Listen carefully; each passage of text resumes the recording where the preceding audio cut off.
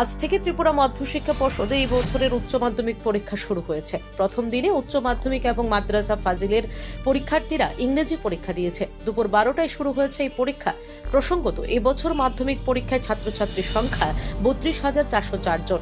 এর মধ্যে 14,629 জন ছাত্র এবং 17,375 জন ছাত্রী রয়েছে। পাশাপাশি মাদ্রাসা আলিম পরীক্ষায় অংশ নিচ্ছে 155 জন পরীক্ষার্থী। তাদের মধ্যে 129 জন ছাত্র এবং 26 জন ছাত্রী। মাধ্যমিক পরীক্ষা রাজ্যের 69টি কেন্দ্রের অধীনে 145টি ভেন্যুতে অনুষ্ঠিত হচ্ছে।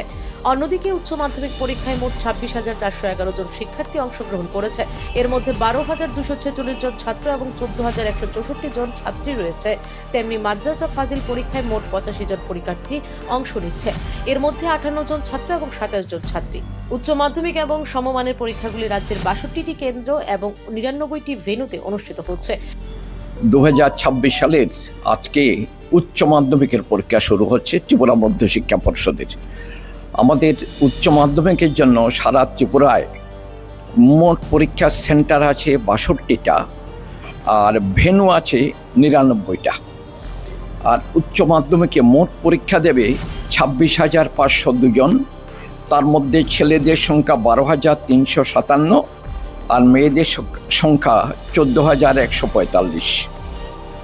উচ্চ মাধ্যমিকের সমতুল্য মাদ্রাসা ফাজিল, সেই মাদ্রাসা ফাজিলের পরীক্ষার্থী আছে 85 জন। তার মধ্যে ছেলের সংখ্যা 58, মেয়েদের সংখ্যা 27। গতবারের চেয়ে এবার পরীক্ষার্থীর সংখ্যা খানিকটা বেশি আছে। পরীক্ষার্থী কতজন এবং উচ্চ মাধ্যমিক তো পরীক্ষার্থীর সংখ্যা বললাম। মোট পরীক্ষার্থী উচ্চ মাধ্যমিকে এবার 26,502 জন। তার মধ্যে ছেলের সংখ্যা বললাম 12,357, মেয়েদের সংখ্যা 14,145।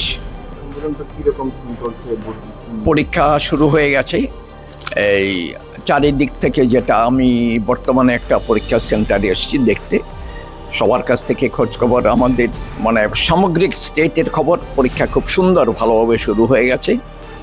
আর ছেলে মেয়েদের যারা পরীক্ষার্থী জিজ্ঞেস করলাম, ওরা ভীষণ খুশি। পরীক্ষার প্রশ্নপত্র খুবই ভালো হয়েছে।